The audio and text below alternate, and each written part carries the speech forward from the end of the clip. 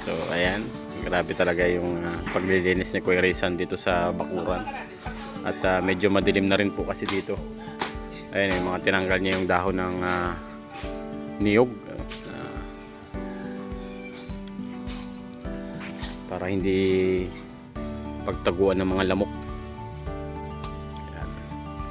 Ayan. Si Kuya Rizan po, ganyan po talaga yan, laging nakahubad yan pag nandito sa kanilang bakuran, Kaya disclaimer po natin, damit lang naman po yan yung nakahubad dyan. Ayan, tingnan nyo kung gaano kasipag si Kuya Rizan. Kaninang umaga doon sila naglinis ni Dudang, doon sa pinyahan nila doon sa baba. Ayan. Kahapon naman tinambakan yun ni Kuya Rizan, yung ano na yun, yung hukay na yun. Ayan, mapapanood nyo yan sa vlog ni Kuya Rene kagabi. Kahapon siya nag vlog doon dito, pagtambak dyan sa daan na nahuhukay na dahil sa sobrang lakas ng agos ng tubig nung sunod-sunod ng tag-ulan. Dahil yan, tuloy-tuloy pa rin yung paglilinis si Kuya Rizan dito. Talagang para kitang-kita kung may darating, Kuya Rizan, kung may taong paparating, ano yan, itlog. May itlog pala dyan yan, daw. Itlog ng ano yan, pabo yan. Tingnan mo nga, may itlog pala dyan. Basak na. Ilaga na natin yan. Baka meron pa. Galing, yan pala na itlog ang pato. Siguro parang Ayan, kaya balik-balik yung mga pato, Ayan, may nakuha ang itlog si Kuya Rizan. Itlog ng pato.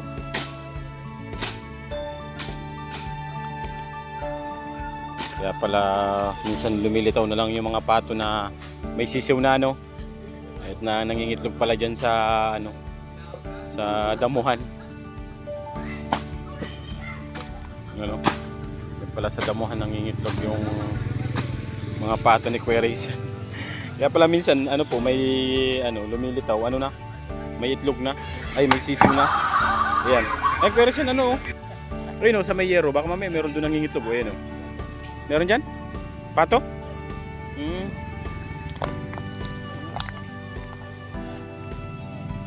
May naglilimlim pala. Ayun, naglilimlim yung pato. Kaya pala may yero. Ano yan? Nilagay mo talaga yung yero na yan? Sa jam.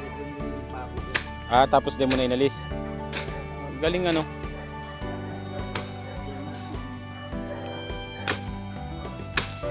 Ayan, mga kababayan.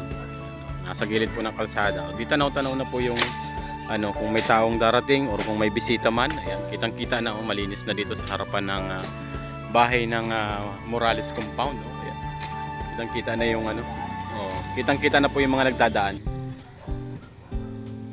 Di ba? Tanaw na yung mga tapos may nangingitlog pa palang pato dito. Nakakuha pa kami ng itlog ng pato. Dadalaw-dalawa pa lang. Nag-uumpisa pa lang siguro yan, Na? Pinalisan na. Ay, ano yan, Kuya Rizan? Pabo yan. Pabo yan. May batik-batik, Oo. Pabo niya? Pabo yan. Dati ko may alagang pabo. Basta't may batik-batik yung itlog. Pabo yan. Basak na marami.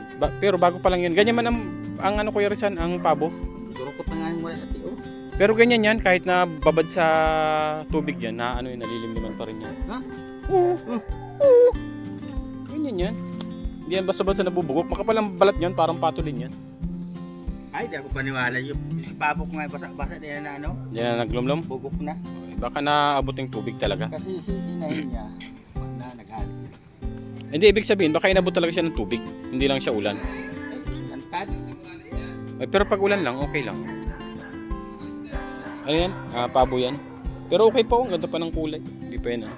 So ayan po, tanaw na yung dito, kalsada. Ayan, di ba? Pabo nga na klase, Pabo yan, may Pabo ni brother. Parang ngayon pa lang nangingitlog yan. Dahil na. Kasi si Pabo, doon na nagsiring. Sinuksukan man kayan, kaya naghali. Di tada na lang yan. Bakit naghali? Pero hindi pa yung bugok. Subukan mong lagain. Ayan. Tapos na yung ano, paglinis ni Kuya Rizal. Grabe tao, hindi pa din probinsyano. Tuwan-tuwa.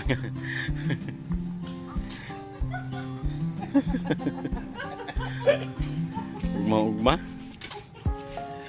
Ayan. Ayan yung mga barabasurang nakakaharang. Ay, yung mga layong sana Kuya Riz, ano yun, dami.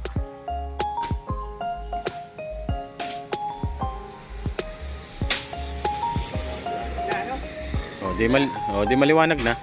Ay! Ay, ano yan? Nakatapa kayatang manok. Manok o pato? Kaya palang malagkita pa ako. Ayan o, maliwanag na po dito sa bakuran ng Morales Compound. O, di ba? Okay na, di ba? Ayan.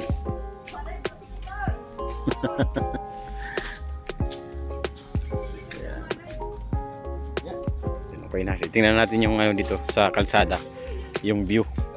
Kung tanaw na yung bahay ni Kuya Rizal.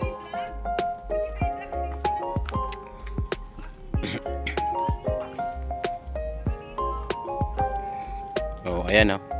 Doon po tayo sa kalsada. O, di ba? Malinis na, kitang-kita na yung ano, o yun. Yung gobo ni Daddy Donut doon, oh. Tanaw na. Ayan oh, maliwanag na. Oh, ayos na. Maganda na ang view. Kitang-kita na ang mga tao kapag may paparating.